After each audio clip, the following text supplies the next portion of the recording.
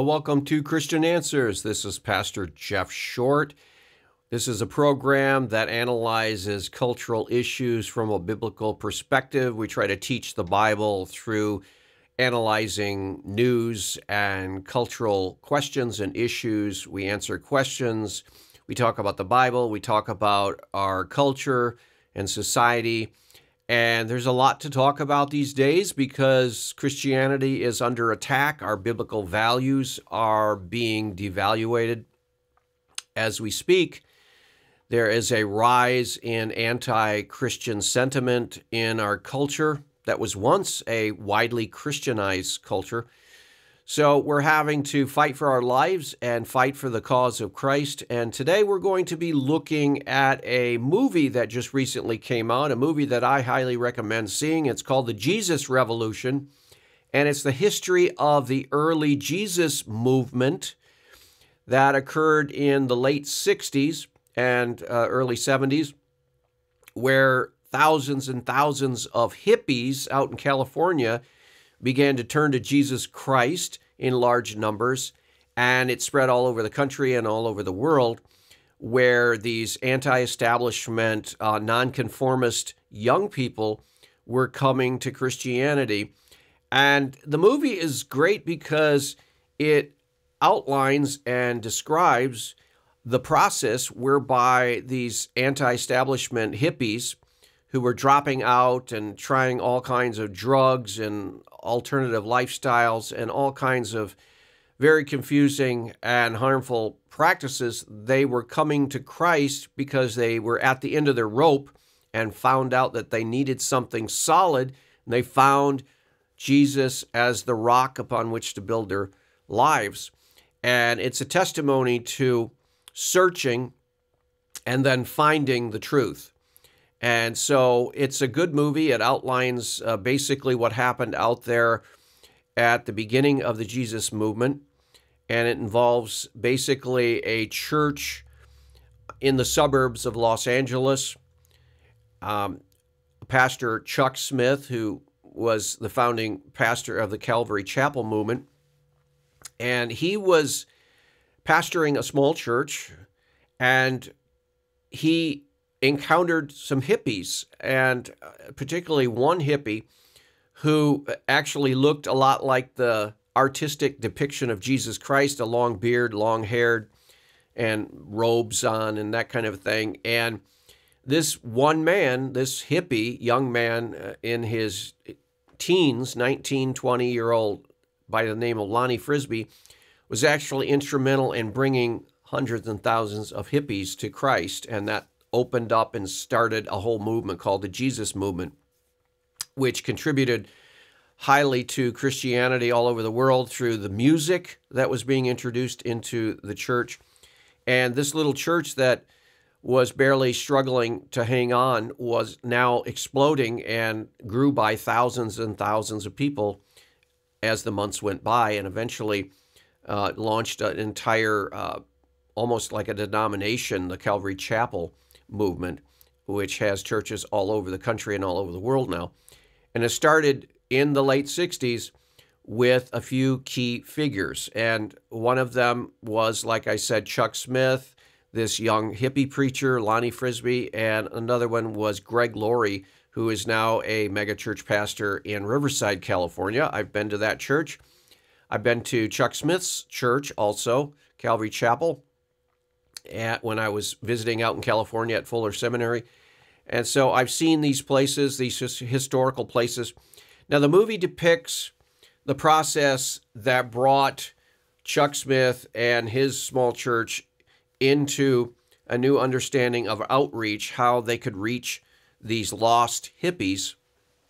And it involved cross-cultural communication. They had to learn how to minister cross-culturally, because right there in the midst of modern America back in the 60s was a subculture that was growing called the hippies. And these were people who were rebelling against the status quo. They were rebelling against the establishment.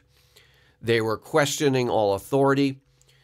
They were disillusioned with the conformity to the standards of the growing modern age. And so they basically dropped out of society, started experimenting with drugs and sex and rock and roll. And a lot of the rock and roll came about from that in that same time period. If you notice, the rock and roll artists and singers and bands, they all have the long hair. They all kind of look like the hippies because they all came from that basic time period of rebellion, counterculture, rejecting the values of their parents, rejecting the values of Christianity, rejecting the values of what constitutes a good American citizen.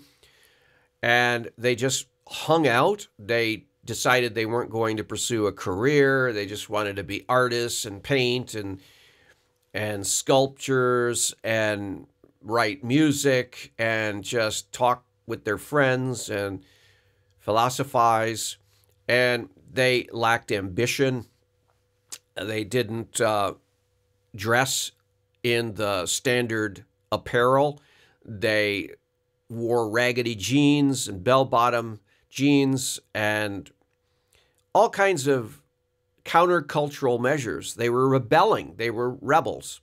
Now, Chuck Smith, on the other hand, was the pastor of a fairly standard small church. And so when you compare a standard small church with the hippie movement, they don't seem to go together because the standard small church has certain traditions and ways, and the hippies don't align with that. So Chuck Smith had to make a decision, and his church, that they were going to decide to minister to the hippies, and they were to break down those barriers of cultural conformity.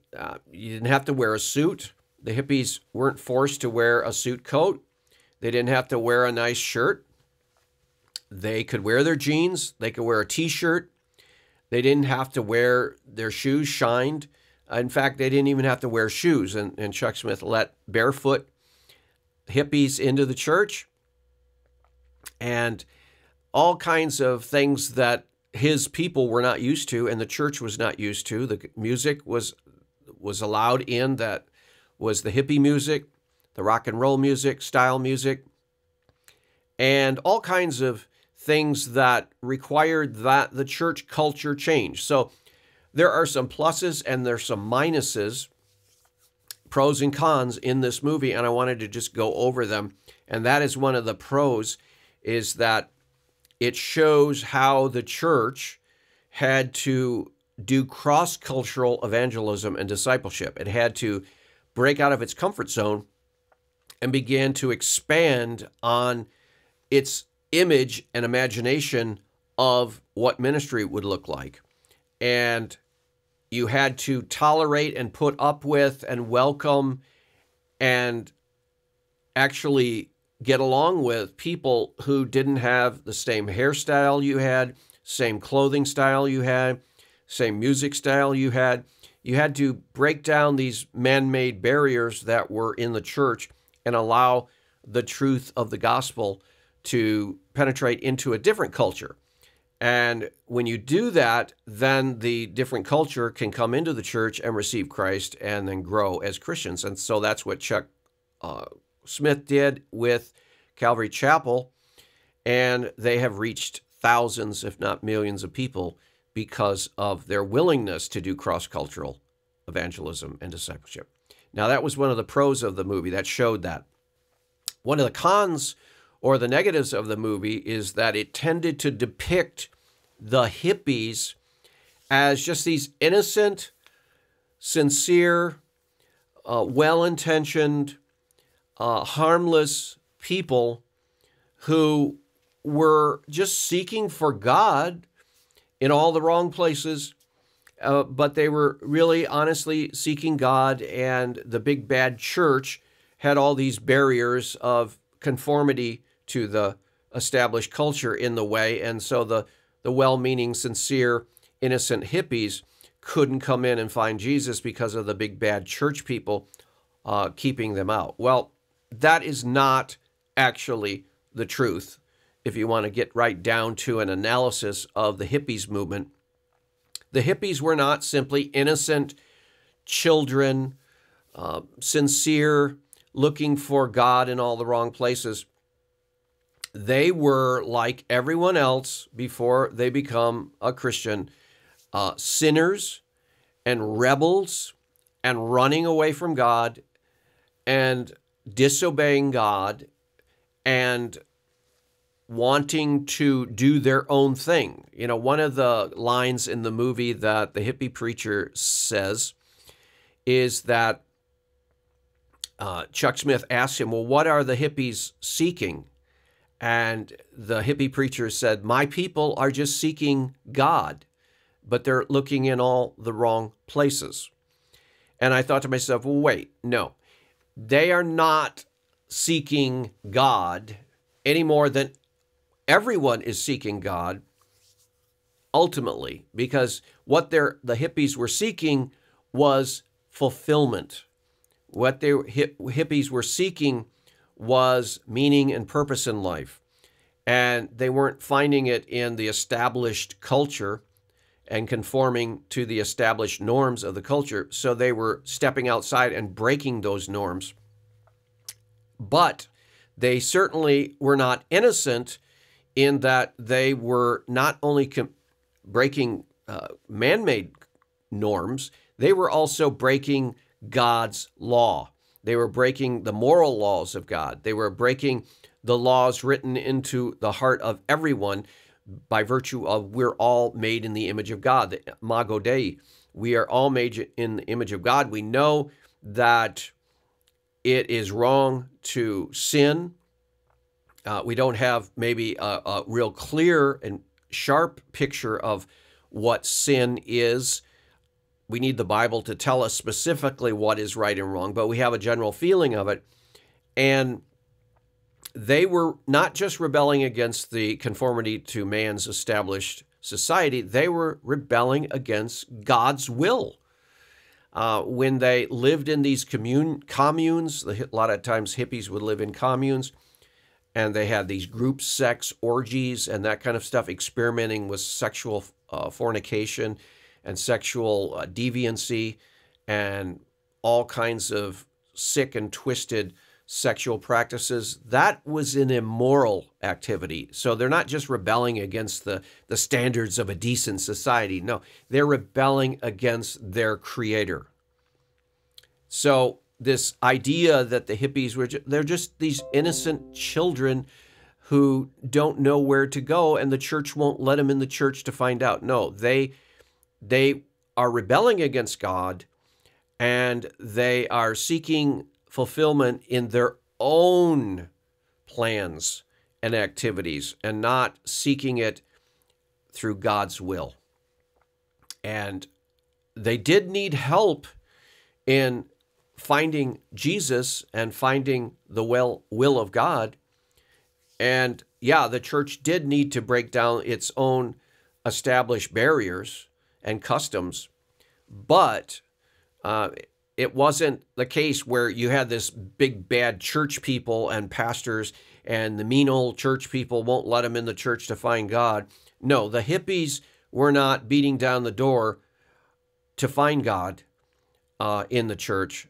They weren't beating down the door of any church, and they weren't crying out to God for the answers. They were out there pursuing their answers in their own way, in their sinfulness and rebellion. And so we have to dispense with this idea that the hippies were just these sincere, honest seekers of truth, but the church was just so ingrained in its own customs and man-made laws that they wouldn't allow them in. No, that's a false dichotomy.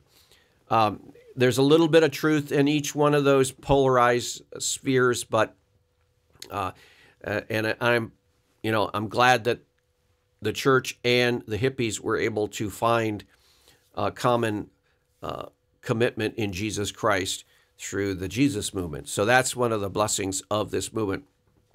Now, another pro and and positive things that I saw in the movie was it really did bring out the fact that the church had gotten into a rut as far as music is concerned.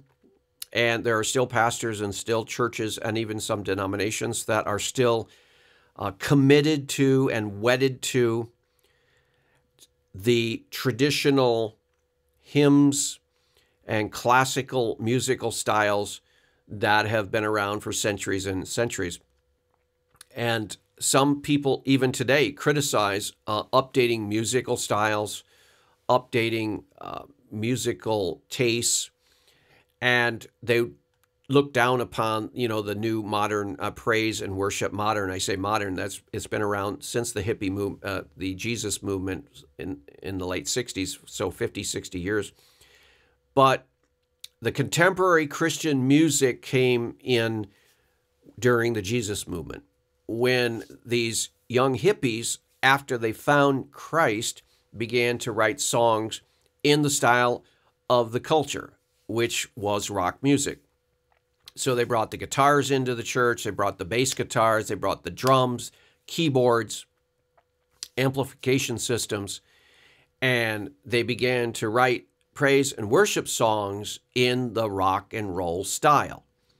And this attracted more of the young people, and then they were able to find Christ because they weren't having to jump through so many cultural barriers again in respect to music. Now, that's a positive thing. We are blessed and benefit from the positive music.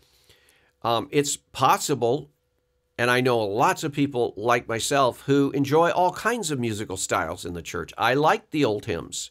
I like to sing the old hymns.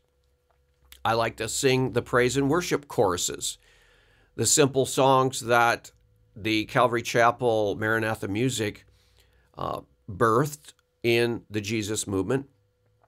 And I always was drawn to those songs, even in the early days of my Christianity.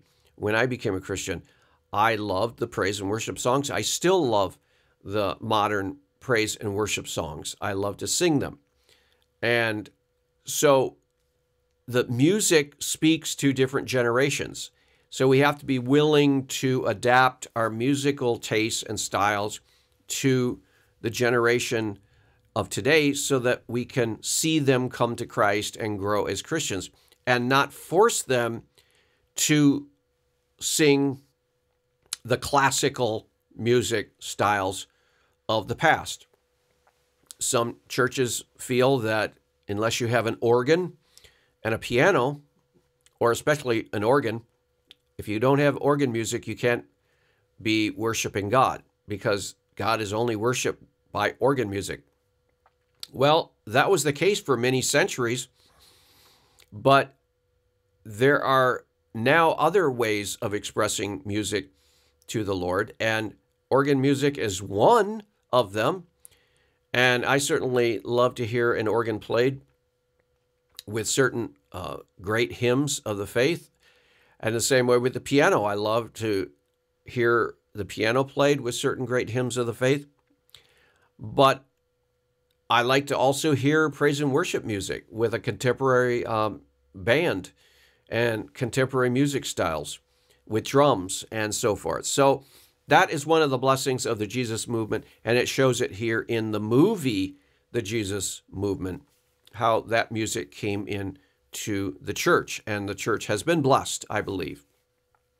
Yes, there are songs and bands and personalities that are not good role models and good examples for Christians, even though they claim to be Christian artists, but they hold to contrary values and so forth. Yeah, you can point to those examples, but I would say for the most part, the contemporary praise and worship music is a good thing in the body of Christ, because it's a way of reaching the contemporary generation with the musical style that they're accustomed to. It would be just like a missionary. You wouldn't expect a missionary to Africa in a certain tribe to start forcing them to play ancient, 17th, 18th, 19th century European music. They probably have their own musical style in their own specific tribal style, and you would want to adapt the Christian truth to that style so that they could relate to it. So that's pretty apparent. Now, some of the other negatives of what the movie depicted of the Jesus movement, I would say that one of the things that I noticed in trying to reach out to the hippies is that certain sins are underplayed and values that the hippies hold are sort of exalted, and there's more of a sensitivity to culture than maybe there is in faithfulness to the Bible. If you look at a lot of the situation there in the early Jesus movement, and if you even look at some of the key players in the Jesus movement, I'm thinking of, for example, Christian artist and singer, songwriter, musician Larry Norman. Larry Norman was one of the first, and he's not depicted in this movie, but if you look at the history of the Jesus movement, he is a prominent figure. His songs were very powerful. They talked about the reality of the hippie lifestyle and the youth culture of that time, and dealt with a lot of the issues and brought in Jesus and the Bible and Christian truths. But if you look at, for example, the life of Larry Norman, he himself was not living according to the standards of Christian morality.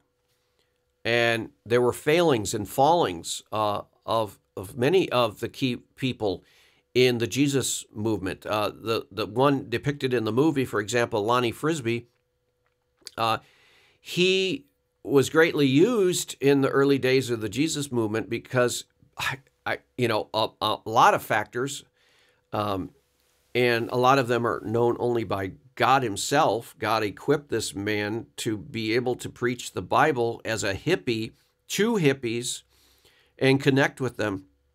And one of the ways he was doing it is because he looked like Jesus, believe it or not. Yeah.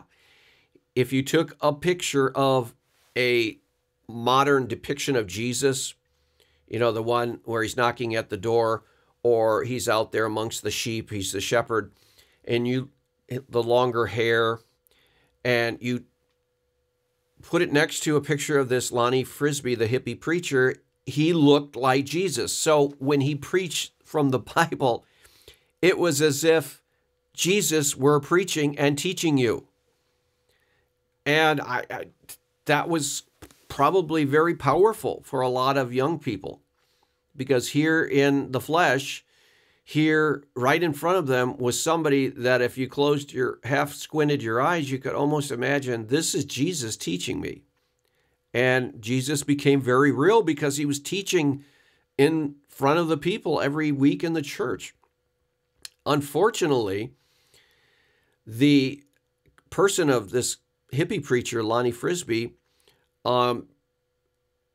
after a few years or so, it seemed like some of the early success went to his head, and he had to be let go by Chuck Smith.